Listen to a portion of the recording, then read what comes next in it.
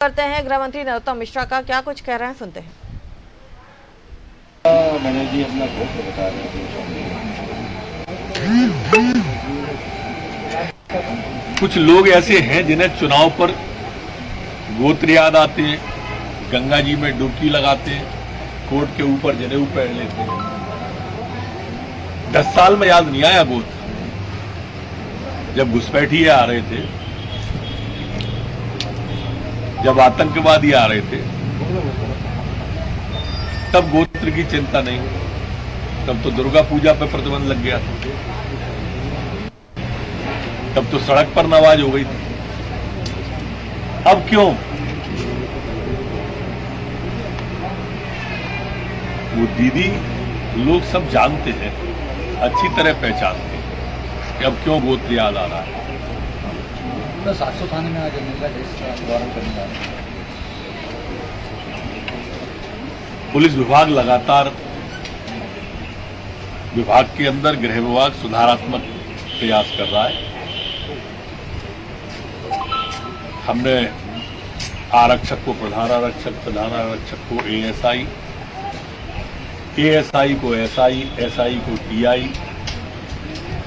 और हमने आदेश पर दस्तखत कर दिए हैं टीआई को एसडीओपी के चार्ज देने के। चूंकि हमारे यहाँ उपचुनाव है, इसलिए हमने वो चुनाव आयोग से अनुमति के लिए भेज रहे हैं। जैसे ही अनुमति आ जाती है, हम तत्काल एसडीओपी के प्रभार वाले आदेश जारी कर देंगे। अन्यथा 2 मई को के बाद वो आदेश जारी होगा। पर मैं समझता हूं कि चूंकि प्रदेश वाला मामला है, एक जिले का नहीं है, तो ये आदेश हमें मिल जाना चाहिए। पंजाब के एक अबोहर में किसानों ने धमकी दी बीजेपी नेता को कि गांव में मत घुसो। पंजाब के अबोहर में किसानों ने बीजेपी नेताओं को धमकी दी है कि गांव में मत आना। मैं खुद ही पंजाब होके आया हूं कल। मैं खुद ही जालंधर में था, खूब बढ़िया कार्यकर्ताओं से मिले जुले। अब कोई किसी ने वैसे ही चला दिया हो तो मुझे नहीं पता। मैं तो खुद होके आया हूं, तो इसलिए कैसे मान लूं किसी सोशल मीडिया की बात। सर, दमोह चुनाव में कमलनाथ अब तक अकेले नजर आ रहे हैं। ना दिग्विजय सिंह वहां गए, ना अरुण यादव गए, ना सुरेश कुशवाहा, कोई बड़ा नेता नहीं पहुंचा। सर, उनका जो पदमोह है ना, उस पदमोह में पूरी कांग्रेस को ही दांव पे लगा दिया। वरिष्ठ नेता सीन से गायब हैं। माननीय मुकेश नायक जी के भाई कांग्रेस छोड़ गए। पढ़ा मैंने ये भी कि वो स्वयं भी संन्यास की इच्छा ले रहे। अब इतने योग्य और वरिष्ठ लोग जिस जिले से विधायक रहे हों और वो ऐसा सोचते हो,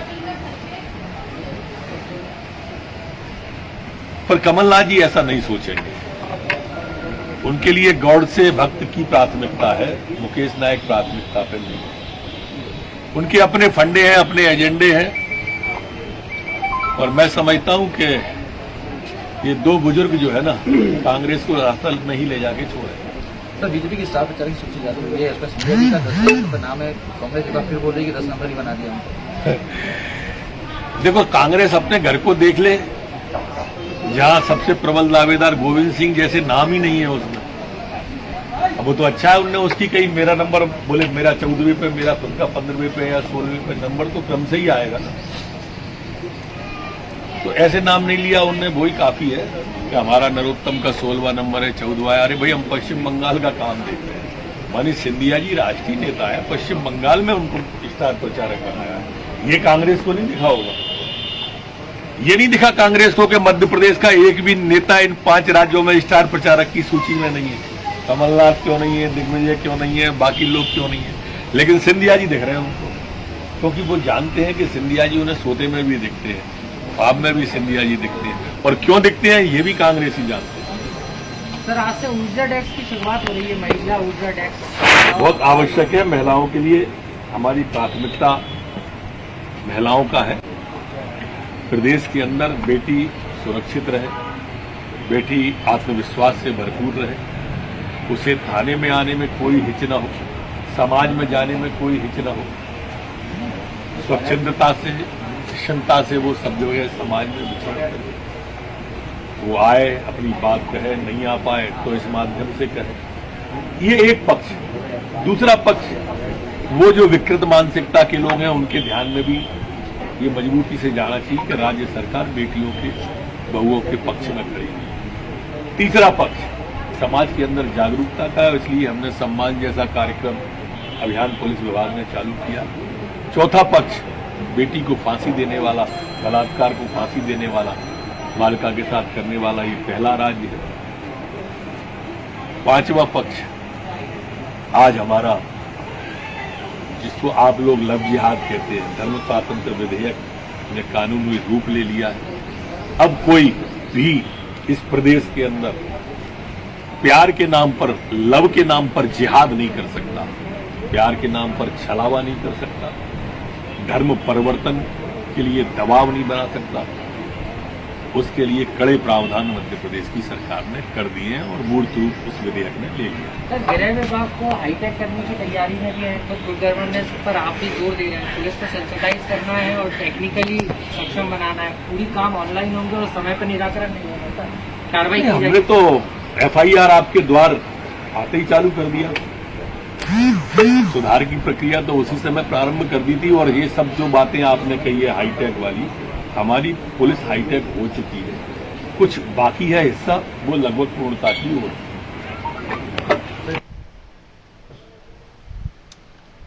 तो आप सुन रहे थे भोपाल से गृह मंत्री डॉक्टर नरोत्तम मिश्रा को, जहां पर उन्होंने बेबाक तरीके से पत्रकारों के सवालों के जवाब दिए। सबसे पहले उन्होंने बंगाल चुनाव को लेकर ममता बनर्जी पर जमकर निशाना साधा। उन्होंने कहा कि कुछ लोगों को चुनाव के समय ही अपना गोत्र, गंगा स्नान और जनेऊ याद आता है। पिछले 10 सालों में कभी याद नहीं आया, लेकिन जब इलेक्शन आया तब उन्हें ये तमाम चीज़ें याद आईं। दीदी, जनता सब कुछ जानती है और सब कुछ अच्छे से पहचानती है। उसके बाद उन्होंने दमोह उपचुनाव को लेकर कांग्रेस की स्थिति पर भी जोरदार कटाक्ष किया। उन्होंने कहा कि उन्हें अपनी कांग्रेस नहीं दिखाई देती है। कमलनाथ पर सीधा वार करते उन्होंने कहा कि 2 बुजुर्ग कांग्रेस को गर्त में ले जाएंगे। उन्हें सपने में भी सिंधिया जी दिखाई देते हैं, क्योंकि वो जानते हैं कि सिंधिया जी उनके लिए क्या थे। लेकिन उन्हें ये नहीं दिखाई दिया कि सिंधिया जी को हमने बंगाल का प्रचारक बनाया है।